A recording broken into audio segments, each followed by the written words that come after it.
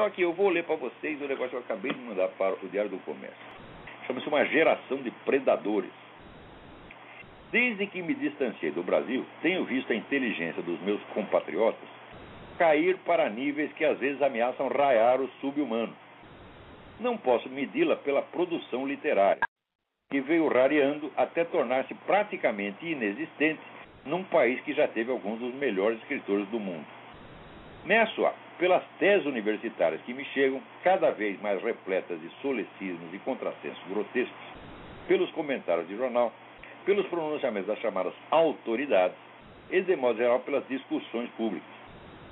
Em todo esse material, o que mais salta aos olhos não é o vazio de ideias, não é a estupidez dos raciocínios, não é nem mesmo a miséria da linguagem. É a incapacidade geral de distinguir entre o essencial e o acessório, o decisivo e o irrelevante. Não há problema, não há tema, não há assunto que, uma vez trazido ao palco ou picadeiro, não seja infindavelmente roído pelas beiradas, como se não tivesse um centro, um significado, um sentido em torno do qual articular uma discussão coerente. Cada um que abre a boca quer externar apenas algum sentimento subjetivo, deslocado e extemporâneo, exibir bom mocismo, angariar simpatias ou votos, como se tratasse de uma rodada de apresentações pessoais de um grupo de psicoterapia, e não de uma conversa sensata sobre, digamos, alguma coisa. A coisa, o objeto, o fato, o tema, esse coitado fica esquecido num canto como se não existisse e depois de algum tempo cessa mesmo de existir. A impressão que me sobra é de que toda a população legente e escrevente está sofrendo de síndrome de déficit de atenção. Ninguém consegue fixar um objeto na mente por 10 segundos. A imaginação logo sai voando para os lados e tecendo embevecido um rendilhado de frivolidade em torno do nada. Se me perguntarem quais são os problemas essenciais do Brasil, eu responderei sem a menor dificuldade. Primeiro, a matança de brasileiros, entre 40 e 50 mil por ano. 2, o consumo de drogas, que aumenta mais do que em qualquer país vizinho e que alguns celerados pretendem aumentar mais ainda mediante a liberação do narcotráfico, o maior prêmio que as Farc poderiam receber por décadas de morticínio. Parênteses. E liberar, a coisa mais simples. A discussão no Brasil em torno da liberação do narcotráfico é travada em termos morais, jurídicos e doutrinais os mais abstratos. Tem o Estado o direito de controlar isso, né? Qual é a conveniência para a formação das pessoas, etc.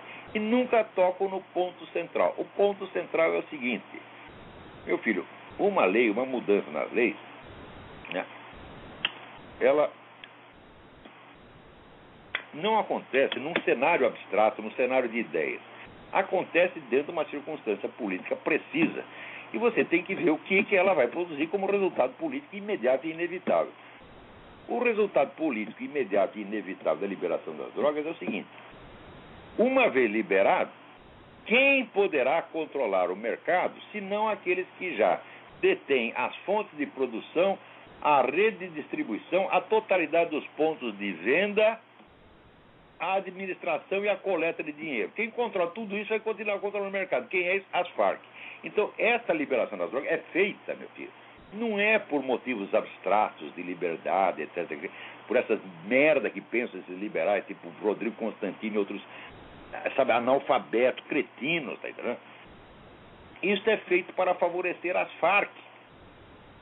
Se num outro momento for do interesse do movimento revolucionário proibir a distribuição de drogas, eles farão também. Quer dizer, o negócio é apenas transformar a Farc numa entidade, numa empresa multinacional legal e num partido político legalmente constituído e entregar a ela o poder. Então, isto é entregar às Farc o verdadeiro objetivo pelo qual elas lutaram durante 40 ou 50 anos. Porque nenhuma guerrilha se faz para alcançar diretamente a vitória militar. Guerrilha é um instrumento auxiliar da luta política. O objetivo da guerrilha é sempre político. Então, a hora que atingiu o objetivo político, não precisa nem mais guerrilha. Tá certo? Então, esta gente... Aí, seu Fernando Henrique Cardoso, olha para quem tu está trabalhando, seu filho de uma puta. Será que você não sabe do que eu estou falando? Será que você não sabe que só a Farc vai ganhar com isso? E você fica com essa conversa, né, genérica, abstrata de direitos. Ora, o que é isso, porra? Tem vergonha na sua cara? Aí vamos lá. Terceiro problema. Absoluta ausência de educação num país cujos estudantes tiram sempre os últimos lugares nos testes internacionais, concorrendo com crianças de nações bem mais pobres. Num país, aliás, onde se aceita como ministro da Educação um sujeito que não aprendeu a soletrar a palavra cabeçalho porque jamais teve cabeça. E onde se entende que a maior urgência do sistema escolar é ensinar às crianças as delícias da sodomia. Sem dúvida, uma solução prática para estudantes e professores, já que o exercício dessa atividade não requer conhecimento de português, de matemática ou de coisa nenhuma, exceto a localização aproximada das partes anatômicas envolvidas. Nem precisa saber dele, porque pode apalpar na hora que você descobre. Né? Isso é tudo o que se requer para a prática dessa atividade pedagógica. É por isso que eles querem adotar. Né? Facilita o trabalho para professores e estudantes. Né? 4. A falta cada vez maior de mão de obra qualificada de nível superior que tem de ser trazida de fora, porque das universidades não vem ninguém alfabetizado. 5. A dívida monstruosa acumulada por um governo criminoso que não se vexa de estrangular as gerações vindouras para conquistar os votos da presente e que ainda é festejado por isso como salvador da economia nacional. 6.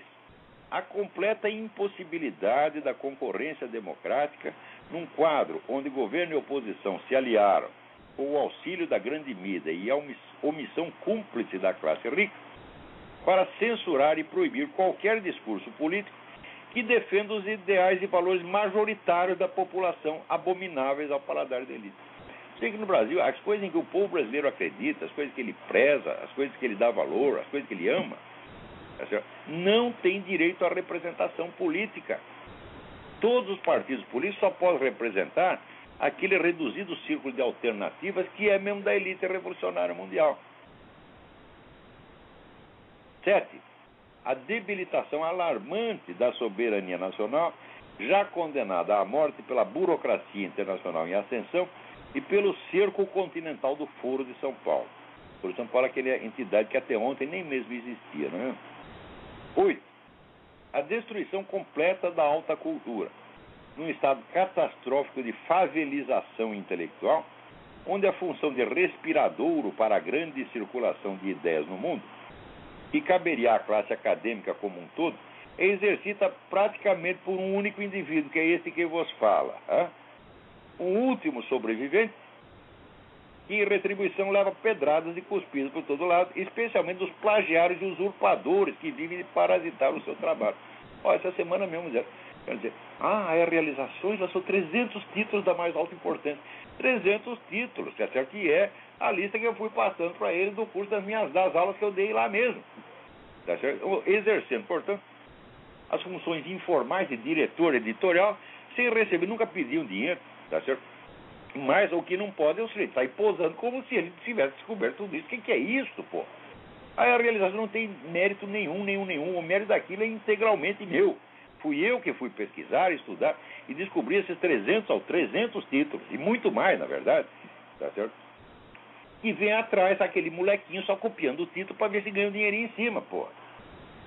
Então, isso é só um dos casos. Não tem o Paulo Giraldelli, não lançou lá um negócio chamado História Essencial da Filosofia, quer dizer, um plágio óbvio, ainda sai falando mal da gente. E são casos e mais casos e mais casos. Então, se me perguntarem a causa, quer dizer, eu nessa posição, podia ser qualquer outro. Você vê no tempo do Otto Maria Carpo, o Otto Maria Carpo abriu, né, a opinião pública brasileira para centenas ou milhares de obras importantes, tá certo? Só que não era só ele que fazia isso. Tinha ele, tinha o Augusto Maier, né? Tinha o Álvaro Lins, tinha o Lívio Xavier, tinha uma pá de jornalistas culturais de altíssimo nível que não se limitavam a ler o suplemento literário do New York Times, tá certo? E repeti-lo. Não, que iam atrás, que iam procurar livros. Às vezes um livro não é conhecido, não é um livro de sucesso, mas é coisa importante. Então, teses universitárias importantíssimas, que já são conhecidas do círculo, pequeno círculo acadêmico, a gente tem que ir atrás e divulgar isso. né? Vocês não podem se... O próprio Otto Maria Carpo conta que quando ele estava saindo da Áustria, né, ele foi lá receber um dinheiro do editor dele, né, e o editor falou: olha, não posso te pagar porque eu estou falido, porque eu editei aqui uns livros de um fulano aí, a Tchecoslováquia, me mandou um livro aí em alemão, eu publiquei, não vendi um puto de um exemplar, olha, então você pode lá pegar quantos exemplares você quiser, você recebe seu pagamento em livro. Sabe qual era o livro? Era o Processo do Franz Kafka, né? Então, você vê que naquela época, por exemplo, um editor ia procurar um cara desconhecido na Tchecoslováquia, leu, falou: pô, isso aqui tem valor, e publicou aquela coisa, né? Agora,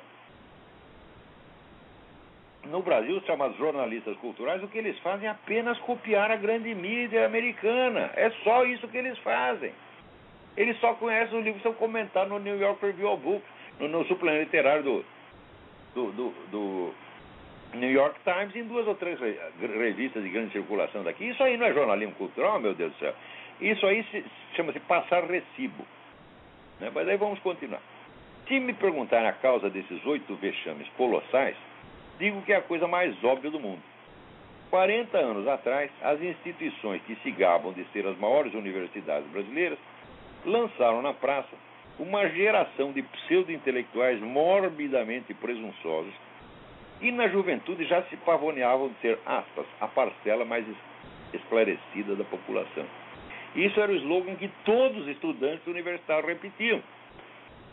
Quer dizer que, embriagados dos ensinamentos de luminárias como o seu Florestan Fernandes, Paulo Freire, né, o padre Comblan, essa putada toda da militância internacional, que também é um bando de analfabetos, um bando de ineptos, meu Deus do céu.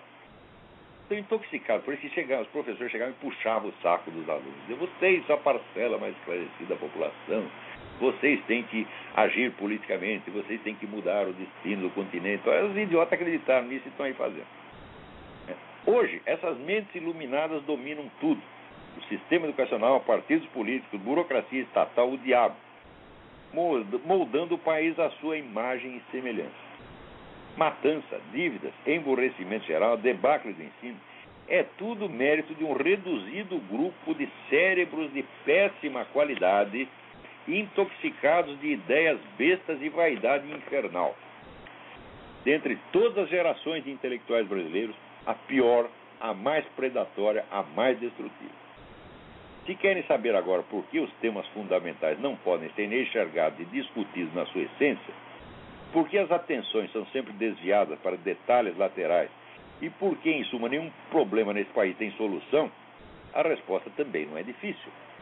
Quem molda os debates públicos, por definição, é a elite dominante. E esta não permite que nada seja discutido, exceto nos moldes do seu vocabulário, dos seus interesses, da sua agenda, da sua irresponsabilidade psicótica, da sua ambição megalômana, da sua autoadoração abjeta. Enquanto vocês não perderem o respeito por essa gente, nada de sério se poderá discutir no Brasil. E nós também não se trata de lançar a culpa no PT, porque isso aí é uma geração inteira. Uns foram para o PT, outros foram para o PSDB, outros foram para o PMDB. Mas é toda essa gente que foi formada pelas universidades brasileiras na área de filosofia, ciências humanas, nos anos 60, essa gente só tem merda na cabeça e uma presunção sem fim. O Brasil de hoje é criação deles. Esses 50 mil brasileiros que moram por ano, quando é que começou isso, meu? Foi a partir da Constituição de 88. A Nova República. A Nova República inaugurou a matança.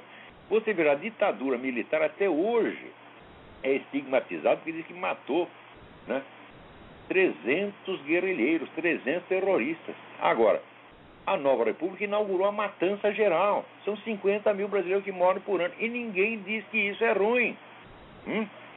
Ou pelo menos não associa uma coisa com a outra. Eles fazem leis para travar a ação da polícia, leis para favorecer o banditismo, e ao mesmo tempo fazem campanhas, quer dizer, para confundir e destruir o senso moral da população, de modo que ninguém consiga mais distinguir o certo do errado, tá certo? Não saiba nem que existe certo e errado, tá certo? E Vocês acham que isso não tem um impacto? Tudo isso não tem um impacto social, meu Deus do céu? Como é possível? Né? Daí ficam procurando, né, causa... Não, é a miséria. Eu digo, mas não são vocês mesmo que dizem que tiraram as pessoas da miséria, porra? Então, o padrão de vida do brasileiro está subindo, ao mesmo tempo a criminalidade também está subindo. Ah, é a falta de educação, a falta de escolaridade. Não, meu filho, a criminalidade cresce junto com a escolaridade. Quando você leva a escola, aí chega o crime também. Mesmo porque a escola é posto de venda de maconha, pô, maconha, cocaína, etc. Então, inventa essas explicações para quê? Para se esconder atrás delas. A explicação não é nada disso. A explicação é vocês, o Lula, Fernando Henrique Cardoso, Zé Serra, né, Zé Dirceu. A explicação é vocês, porra. Vocês fizeram isso, caralho. Então, a história não se faz por uma somatória de curiosas coincidências. A história se faz pela ação humana. E quando você tem milhares de ações convergentes no mesmo sentido, então trata de uma ação cultural planejada para provocar a mudança social. E vocês criaram a mudança social. A mudança social é isso aí. É crime, é narcotráfico, é matança, é prostituição infantil. Foram vocês que criaram isso. É absurdo você não entender. Olha, por exemplo, se você quer explicar como foi possível a Segunda Guerra Mundial, como é que você vai fazer isso sem você estudar a história de todos os intelectuais, né, que foram colocando aquelas ideias na cabeça dos alemães desde 100 anos antes, às vezes sem prever o que ia acontecer, tá certo? Então, do mesmo modo, como aconteceu a Revolução Russa, o Gulag, aquele morticínio todo, começa com os intelectuais, meu Deus do céu. Tudo o que vira ação social e política começa dentro da esfera da cultura. Então é lá que você tem que procurar. São esses os verdadeiros agentes da história. São as pessoas que antecipam os movimentos históricos, às vezes num círculo reduzido, que depois vai se ampliando até chegar no poder. E essa, gente, a história dessa geração maldita, que saiu da USP e da PUC nos anos 60, é de uma nitidez impressionante. A ligação de causa e efeito é óbvia. Agora, no Brasil não tem mais historiador. O historiador está aí só para repetir propaganda petista, essas bobagens. Então, né, parece aquele verso do Antônio Machado sobre a Espanha, né?